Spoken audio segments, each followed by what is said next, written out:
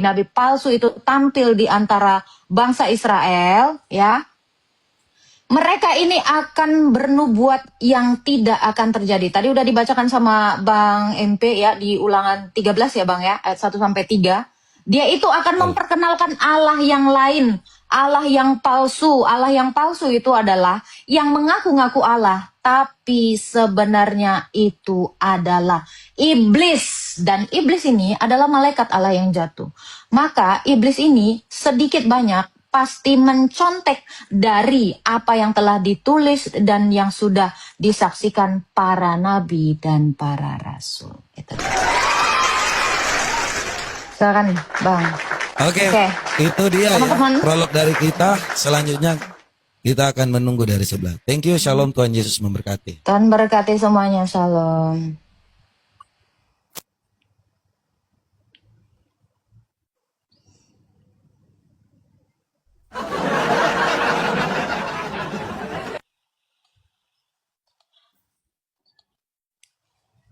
Gak ada suaramu itu. Gak ada suara ya Bang?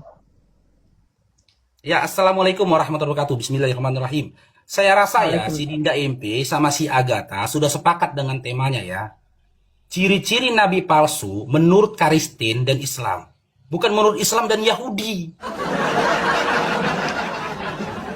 Referensi data yang diberikan dia itu menurut Yahudi. Ini diskusinya gimana? Gitu loh. Ciri-ciri nabi palsu menurut Islam, Kristen dan juga Yahudi gitu. Bagaimana saya yakin kalian memiliki kapasitas, memiliki keilmuan, sementara ketika prolog saja kalian udah ngaco kemana-mana. Udah ngaco. Data yang kalian berikan kitab Ulangan, kitab Mazmur itu pemiliknya Yahudi. Dalilnya mana Faruk? Ulangan 33 nomor 4, Ulangan 4 nomor 44, Maleaki 4 nomor 4, Yeremia 31 sampai 33. Menurut Kristen dong. Emang Kristen nggak punya apa-apa? Nggak punya apa-apa. Kalau menurut Islam tertulis dalam surah Al-A'raf 40, siapapun yang menyatakan dirinya setelah Nabi Muhammad SAW adalah nabi dan rasul, dia bukan nabi dan rasul, dia palsu. Karena apa? Di situ dikatakan Nabi Muhammad SAW khotaman para nabi, penutup para nabi, gitu loh. Jadi baik Dinda MP maupun Dinda Agatha, tolong ciri-ciri dari nabi palsu menurut Kristen itu apa? Jangan menurut Yahudi. Saya diskusi sama Kristen, tapi literasi data dikasih literasi data Yahudi. Gimana? Ya mending aku diskusi sama Yahudi. Ngapain diskusi sama pemakan babi? Ini moderator yang mencocokkan diskusinya ini gimana? Prolognya diulang lagi gitu loh. Jangan mengambil dan mengutip data-data Yahudi. Karena apa? Suka atau tidak suka Kristen, terima atau tidak terima Kristen, kalian tidak punya legalitas, tak punya validasi dari Yahudi. Ketika menjaplok kitab mereka dalam bentuk terjemahan, kalian tempel di dalam kitab yang tidak diketahui penulisnya. Dan kami umat Islam jelas ya, ciri nabi palsu, siapapun yang menyatakan dirinya nabi dan rasul setelah Nabi Muhammad SAW, dia bukan nabi, dia bukan rasul, dialah nabi palsu, gitu loh. Itu yang pertama. Yang kedua, gunakan literasi data. Udah gini-gini kawan nih.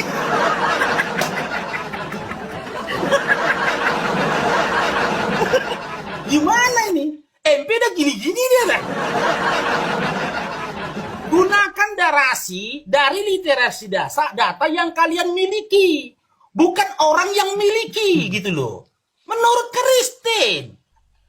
Yang kedua, bagaimana Kristen berbicara tentang ciri-ciri nabi palsu, sementara Kristen nggak punya nabi? Coba. Kita boleh berbicara tentang yang palsu kalau kita punya yang asli. Lah bagaimana nih Kristen ini? Bicara dia tentang ciri-ciri nabi palsu, sementara Kristen nggak punya nabi.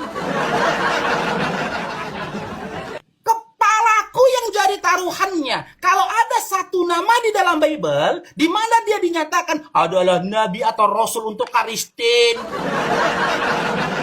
Gak ada. Gak ada. tidak terima kenyataan karena Kristen nggak punya nabi, Kristen nggak punya kitab. Karena Kristen nggak punya nabi dan nggak punya kitab, bagaimana mungkin punya Tuhan? Silakan itu Nora, kalau mau menambahkan luka atas pendengaran mereka silakan. Mereka ngambil dari perjanjian lama, di mana itu kitabnya legalitasnya milik hanya Yahudi. Perjanjian baru aja pakai Agatha, Robert ya. Karena